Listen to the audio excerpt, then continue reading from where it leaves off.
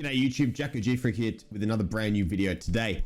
Hopefully you guys are going well. A different type of style, a different thing. You haven't seen it here on this channel, youtube.com/GFreak. People have been asking me, Jacko, how do I get better at playing Warzone? How do I close out the win? How do I beat this kid in this situation? Now, I have the answers for you. This is how you play the situations, in my opinion. So what I did was told everyone to join up on my Discord, send me a link to their YouTube channel with the private video. And then what I'll do is I'll check out where they've timestamped of where they need help and where they stuffed up and what advice I can give them. Now you can still do this. You can come into my stream and just join the Discord, !Discord in the stream at twitch.tv/JackoGFreak. And then what you can do is you send me the timestamps of your videos and we'll go through some more Warzone coaching, because I really do like teaching you guys. And from coaching, it does make me a better player as well, because it makes me analyze situations better as well. So hopefully you guys enjoy the video today. I do stream on Twitch live every Sunday, Monday, Tuesday, and Wednesday from 6 p.m. until 10:30 p.m. AEST. You can keep up to date with my socials as well, Twitter, Instagram, and TikTok at JackoGFreak. Hopefully you guys enjoy the video. You know, he's done the right thing. He's actually hunting the king right there. So you've live pinged it. So you do that by bringing up the mini map and then, you know, tapping the up button and tagging the king so you can see the king through walls. Pops dead silence. Great play. Great play, by the way. The kid has no idea where you are. Wouldn't have heard you rotating outside. And if he did, he wouldn't know where you are right now, but I doubt it. So you push into this building. Whack. Third party. Broken the armor. Okay. And then bang. That's perfect. Perfect play. Right there. Pull out the heartbeat. 28 meters. So you see them to your 200. See him peeking. Nice. Nice little C4. Just there. Just there, because I know that C4s are always used. I personally would have tagged him up with the C4. You know that you take away at least 2 plates. 2 to 2.5 plates. So what I personally would have done is I would have tagged him up with the C4. You know they're still there, and jump out with the SMG, which is the MP5, which still has topping power rounds in it. But you chuck a second C4, which you're banking on the fact that the kid actually has another C4. So hopefully they do. So then if you do come across a car, you know, you can actually take out that car. But you push out SMG. Yeah, that's a great play. Look, it's just you won the play in the end. I'm just playing the conservative play of, you know, keeping the C4 in hand. Great play. You notice the kid's up top on the radar. So right here, this right here is probably a perfect example of, you know, what just happened, the gunfight before. So with the gunfight before, you had a C4.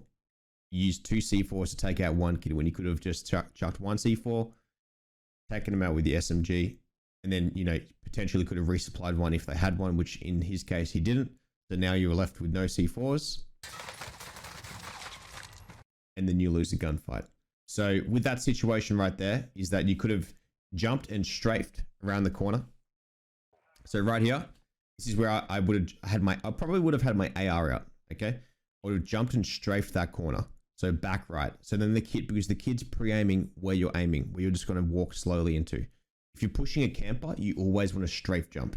You're not expecting it. People that are camping, they generally can't aim as well as yourself, especially as a, you know, as a trained gulag master yourself. So you always want to strafe jump corners, so then it makes it harder to lock on, instead of you know, aiming and walking around corners like, you know, you're in the SEAL Team 6. I like the way you played it. I like that you had the visual on the kid, but I think that as soon as you got tagged up, it would have been great if you had that C4, but you ended up going back to the gulag. And right here, see right there, you've also got to have, there was no movement. So you're still standing still, taking hits like an absolute champion. I respect that. I respect the muscle right there. But you want to be strafing, you know, making it a little bit harder. And that's where, if you had an AR, you'd be able to penetrate that a little bit easier. Yes, it is SMG range, but at the same time, I feel like you could have bounced up and actually shot him a little bit better, especially with the growl.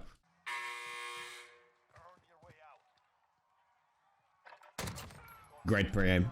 Great shot. Great shot. I can't fault that. That was a great shot. So you pop a UAV. You spot someone on top of diner. You know they're up top.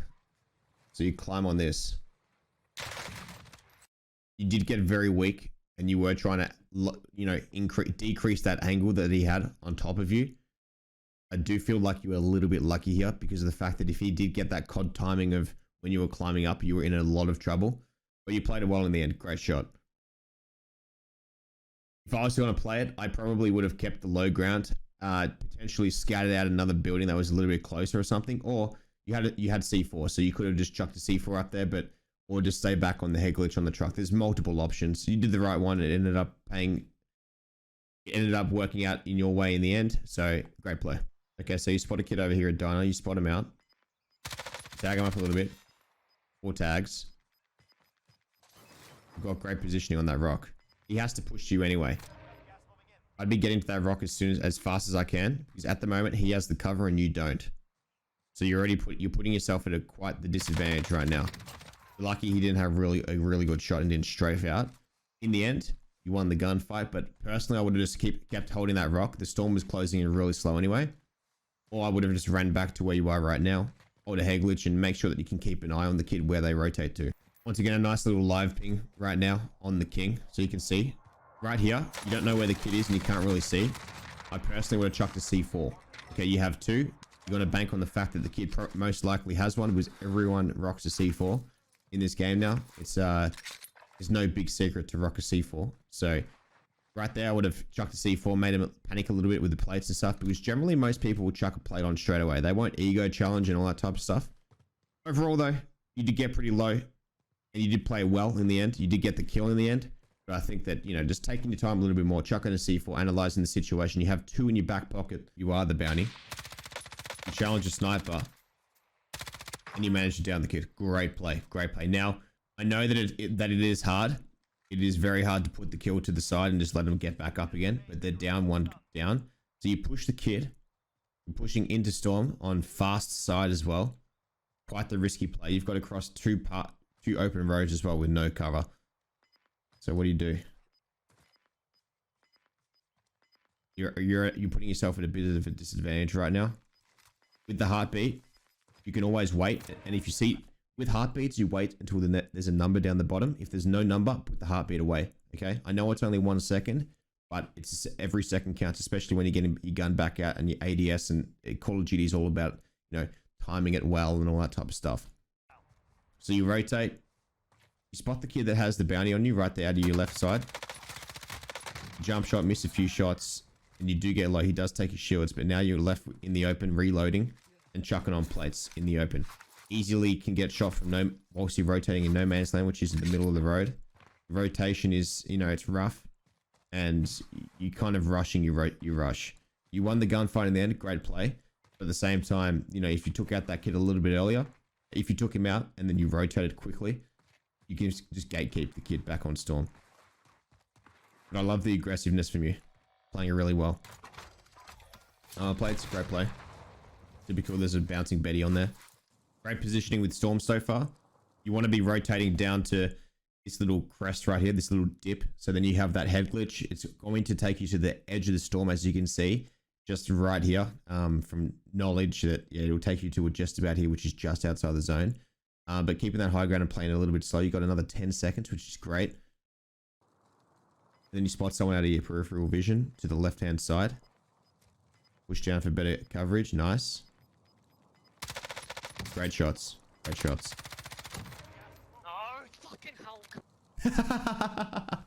Good old rage reaction. Okay, so you hear the gunfights over here. Now, right here, I know it, you know, you heated in the moment. You want to go for it. I personally wouldn't have done this, okay? Because you're relying on luck of them coming right in front of you. Personally, what I would have done is you've got zone. You can gatekeep right here. You've got a nice little bit of hill right here. You can see this whole side of the map, right? Which is just out of zone. So you can see this whole crest, which that kid has to rotate into. But you push. It's a great play. You still got cover. You chuck a stun. And coincidentally, the kid just jumps over the top. So you get a little bit of a tag as well. And you stun them up, and then they're frozen, and you get the dub, which is great. Great play. No! Sounded like he was getting a little bit excited and spewing with his friends as well. But yeah, ultimately, great gameplay, dude. I think that just a little bit of repositioning and taking your time would have been great. But you did a fantastic job overall. All right, ladies and gentlemen, hopefully you guys did enjoy today's Warzone coaching from the one and only GFreak. If you guys do like the video, let me know in the comment section or on my Twitch stream live on Twitch every Sunday, Monday, Tuesday, and Wednesday at twitch.tv/JackoGFreak. Keep up to date with my socials, my Twitter, Facebook, Instagram, TikTok, everything at JackoGFreak. Links will be in the description. I'll see you guys in the next one.